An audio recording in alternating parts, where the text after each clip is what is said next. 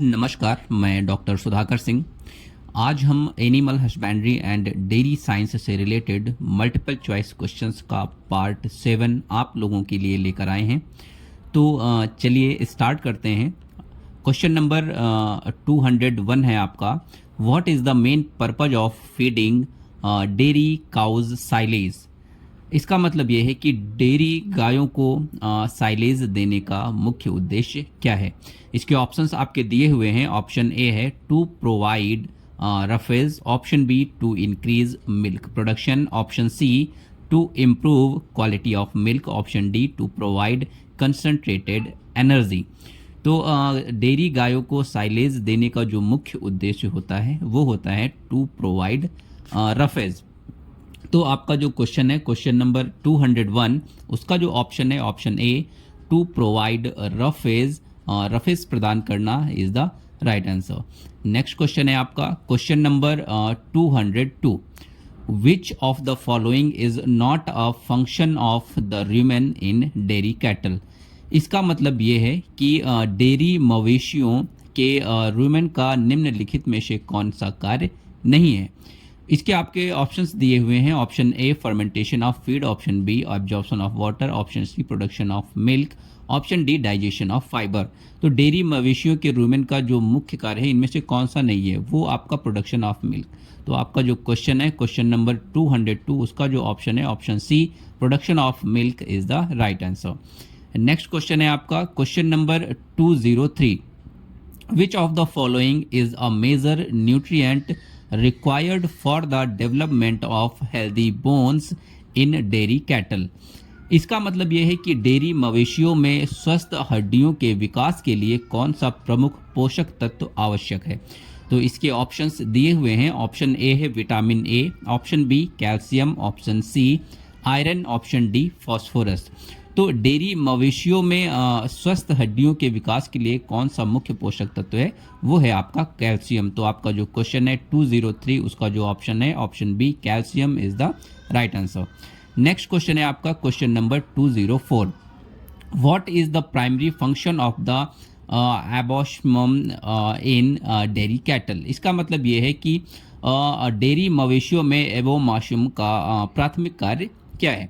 इसके ऑप्शन है option A fermentation of feed, option B digestion of proteins, option C absorption of nutrients, option D storage of food. तो dairy मवेशियों में एबोमाशम का जो प्राथमिक कार्य है वो क्या है, वो है डाइजेशन ऑफ प्रोटीन्स। तो आपका जो क्वेश्चन है 204, उसका जो ऑप्शन है option B digestion of proteins is the right answer. Next question है आपका क्वेश्चन नंबर 205।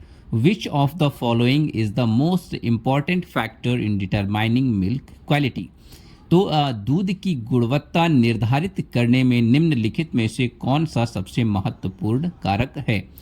तो आपके ऑप्शन दिए हुए हैं। Option A breed of the cow, option B feed quality, option C milking frequency, option D cow age. तो दूध की गुणवत्ता निर्धारित करने के लिए निम्नलिखित में से सबसे जो महत्वपूर्ण कारक है वो आपका है फीड क्वालिटी। तो आपका जो क्वेश्चन है क्वेश्चन नंबर 205, उसका जो ऑप्शन है option B feed quality is the right answer. Next question है आपका question number 206। Which of the following conditions can cause a decrease in milk production in dairy cows? इसका मतलब यह है कि निम्नलिखित में से कौन सी स्थिति डेयरी गायों में दूध उत्पादन में कमी का कारण बन सकती है। इसके ऑप्शन है option A mastitis, option B heat stress, option C nutritional deficiencies, option D all of the above. तो निम्नलिखित में से कौन सी स्थिति डेयरी गायों में दूध उत्पादन में कमी का कारण बन सकती है। तो ये आपके जो ऑप्शन है ऑप्शन ए बी सी, ये तीनों के तीनों सही हैं। तो आपका जो क्वेश्चन है 206, उसका जो ऑप्शन है option D all of the above is the right answer. Next question है आपका question number 207। Which of the following is not a primary factor in determining the milk yield of dairy cows? इसका मतलब यह है कि निम्नलिखित में से कौन सा मुख्य कारक नहीं है जो डेयरी गायों के दूध उत्पादन को निर्धारित करता है। इसके ऑप्शंस है option A genetics, option B nutrition, option C milking technique, option D cows colour. तो जो काउज कलर है आपका वो आपका राइट आंसर है। तो आपका जो क्वेश्चन है क्वेश्चन नंबर 207 207 का आपका जो ऑप्शन है option D cows colour is the right answer. Next question है आपका question number 208। What is the ideal temperature for storing milk in a refrigeration unit. इसका मतलब ये है कि दूध को रेफ्रिजरेटर में स्टोर करने के लिए आदर्श तापमान क्या है। तो इसके ऑप्शन हैं, ऑप्शन ए है 2 to 4 degree centigrade, option B 5 to 7 degree centigrade, option C 8 to 10 degree centigrade, option D 15 to 20 degree centigrade. तो दूध को रेफ्रिजरेटर में स्टोर करने के लिए जो सबसे आदर्श तापमान है वो आपका कितना है 2 to 4 डिग्री सेंटीग्रेड। तो आपका जो क्वेश्चन है 208 उसका जो ऑप्शन है option A 2 to 4 degree centigrade is the right answer. Next question है आपका question number 209। Which of the following is an indicator of a cow's health status? इसका मतलब यह है कि निम्नलिखित में से कौन सा एक गाय की स्वास्थ्य स्थिति का संकेतक है। इसके ऑप्शन हैं, option A milk yield, option B body temperature, option C heart rate, option D all of the above. तो निम्नलिखित में से कौन सा एक गाय की स्वास्थ्य स्थिति का संकेतक है। तो जो आपके ऑप्शन है ऑप्शन ए बी सी ये तीनों के तीनों आपके स्वास्थ्य गाय की स्वास्थ्य स्थिति के संकेतक हैं। तो आपका जो क्वेश्चन है 209 उसका जो ऑप्शन है option D all of the above is the right answer.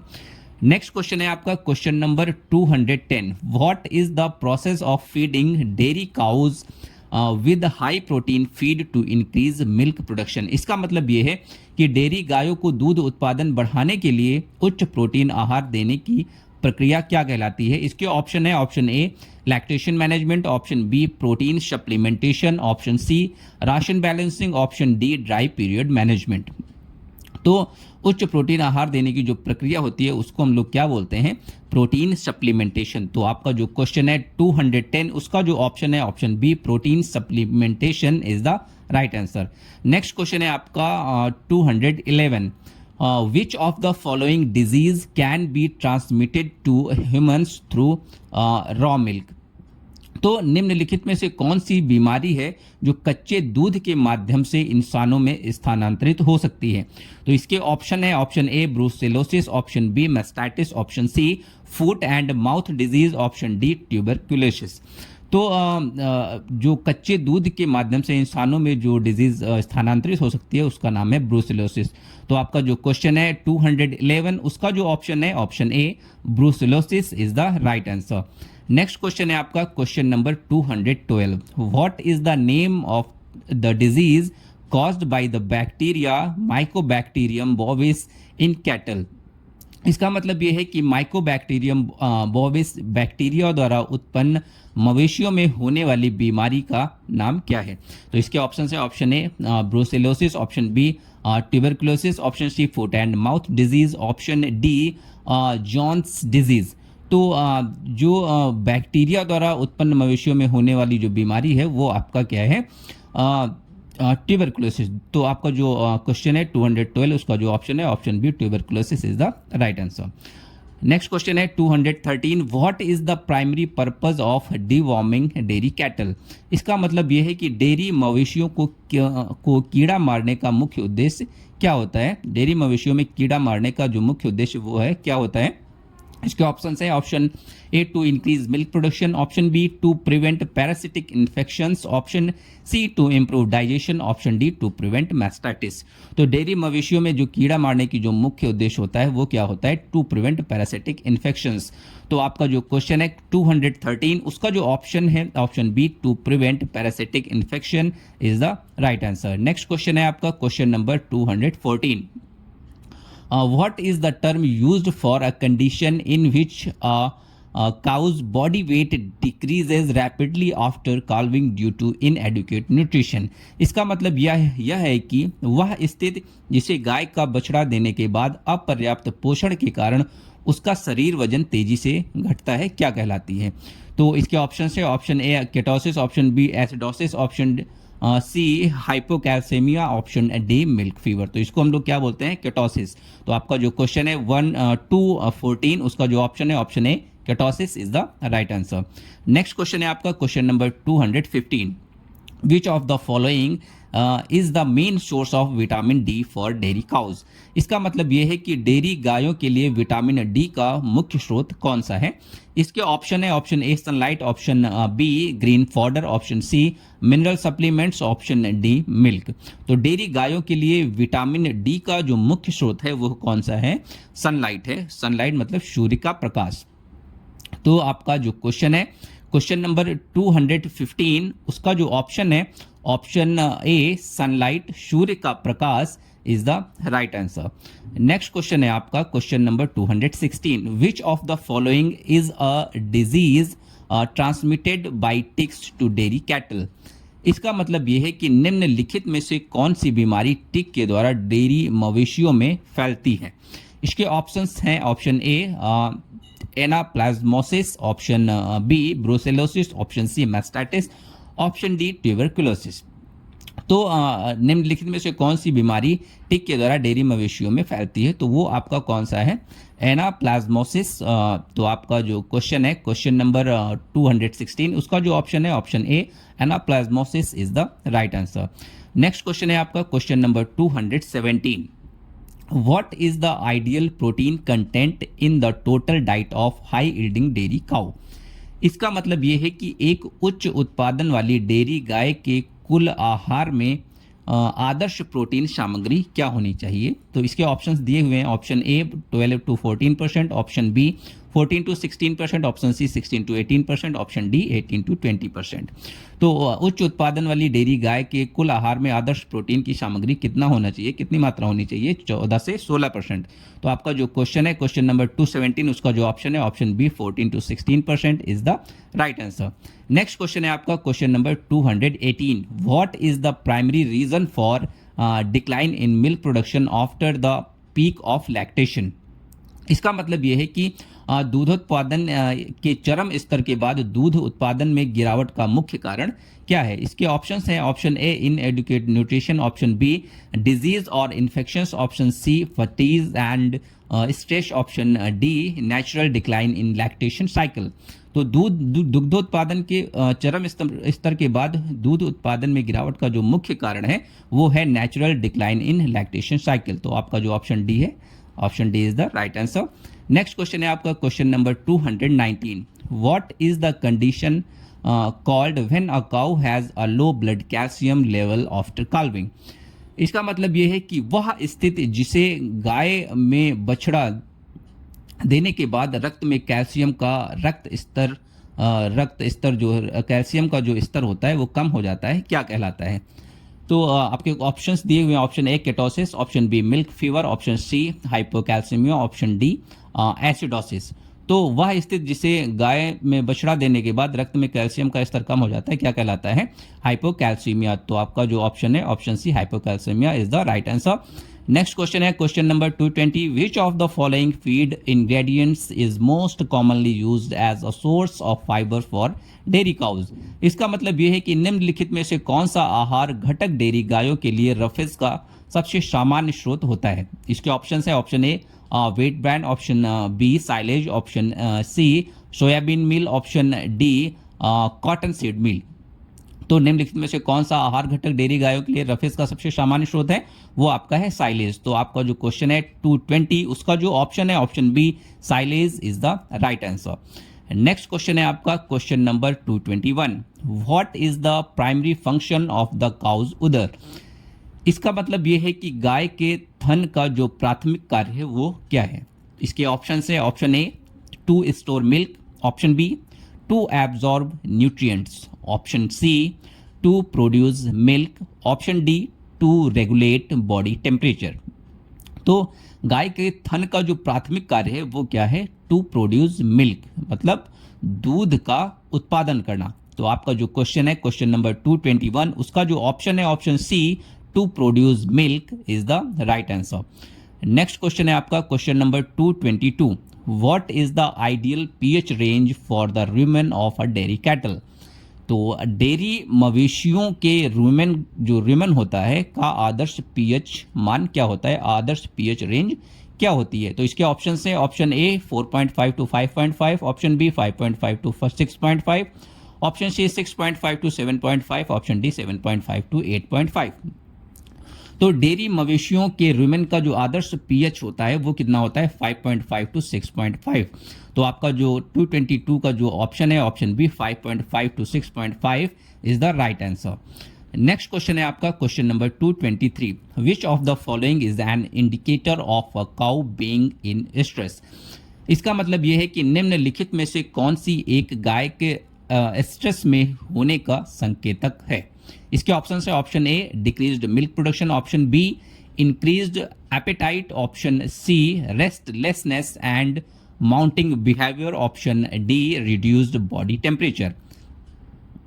तो निम्नलिखित में से कौन सी एक गाय के स्ट्रेस में होने का संकेतक है, वो आपका है रेस्टलेसनेस एंड माउंटिंग बिहेवियर। तो आपका जो ऑप्शन है option C is the right answer. Next question है आपका question number 224, what is the primary reason for culling cows from the herd. इसका मतलब यह है कि गायों को झुंड से बाहर करने का प्रमुख कारण क्या है, प्रमुख कारण क्या है, गायों को झुंड से बाहर करने का प्रमुख कारण क्या है। इसके ऑप्शन है option A low milk production, option B ageing और declining health, option C disease और इन्फेक्शन। ठीक है, तो गायों को झुंड से बाहर करने का या अलग करने का जो सबसे बड़ा कारण होता है वो आपके तीन के तीनों हैं, लो मिल्क प्रोडक्शन, एजिंग और declining health, option C disease और इन्फेक्शन। तो आपका जो क्वेश्चन है 224 उसका जो ऑप्शन है option D all of the above is the right answer. Next question है आपका question number 225, which of the following disease is characterized by sudden onset of fever, loss of appetite and lameness in cows। इसका मतलब यह है कि निम्नलिखित में से कौन सी बीमारी गायों में अचानक बुखार, भूख की कमी और लंगड़ापन के लक्षणों के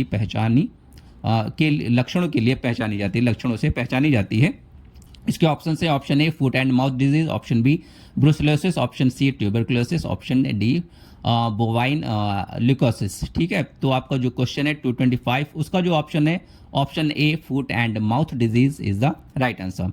नेक्स्ट क्वेश्चन है आपका question number 226, what is the main reason for a decrease in milk yield during hot weather in dairy cause.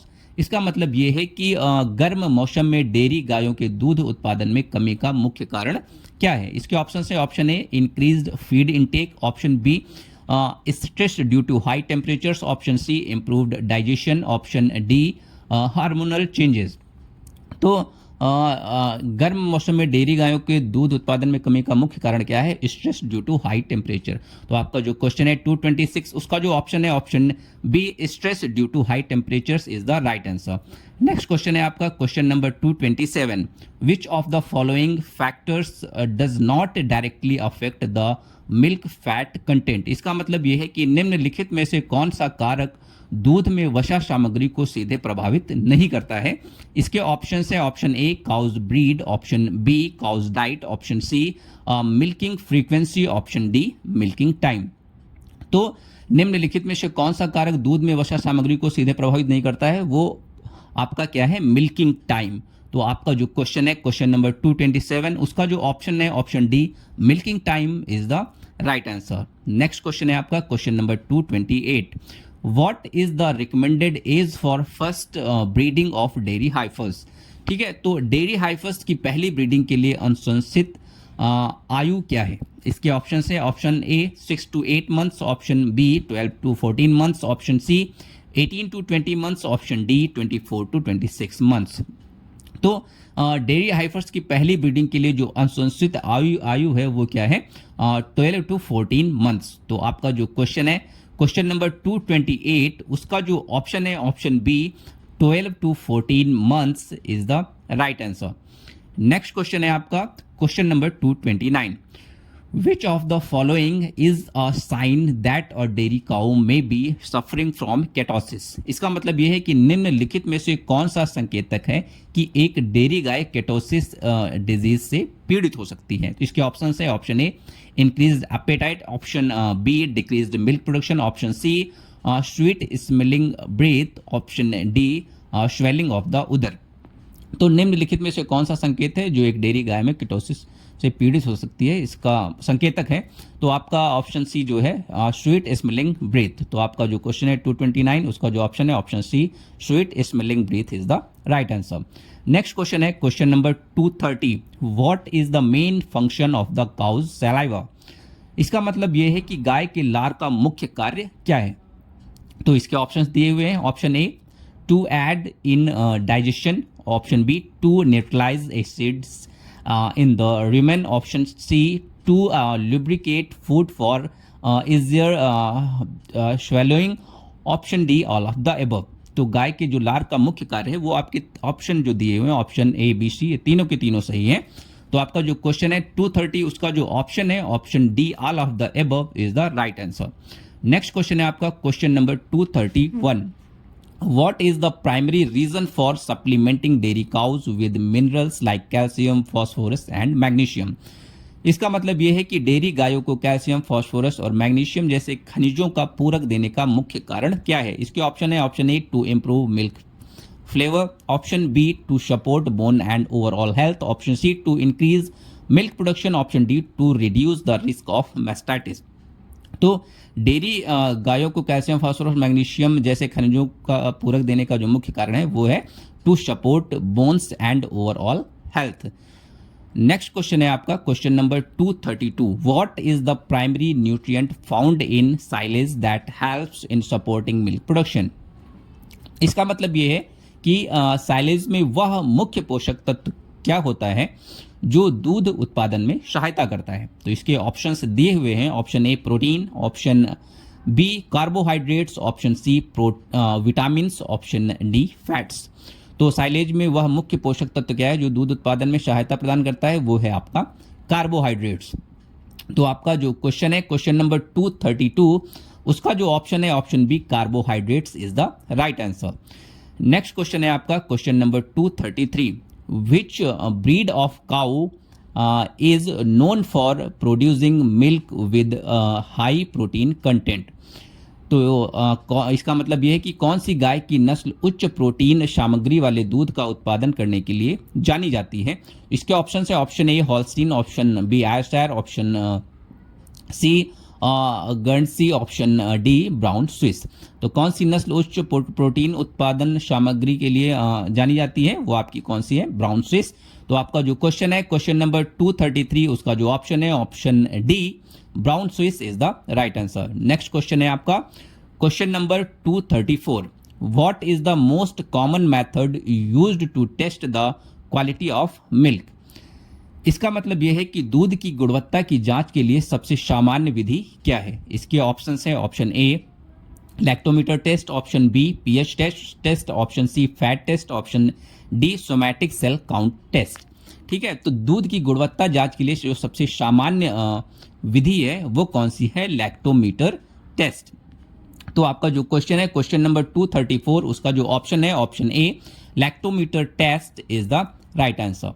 Next question है आपका question number 235, which of the following is the best time for a cow to be inseminated after calving? इसका मतलब यह है कि बछड़ा देने के बाद गाय को कृत्रिम गर्भाधान के लिए सर्वोत्तम समय क्या है? इसके ऑप्शंस हैं option A 30 to 40 days, option B 60 to 70 days, option C 90 to 100 days, option D 120 to 130 days. तो बछड़ा देने के बाद गाय को कृत्रिम गर्भाधान के लिए सबसे सर्वोत्तम समय आपका क्या है? 60 to 70 डेज। तो आपका जो क्वेश्चन है क्वेश्चन नंबर 235, उसका जो ऑप्शन है option B 60 to 70 days is the right answer. Thank you.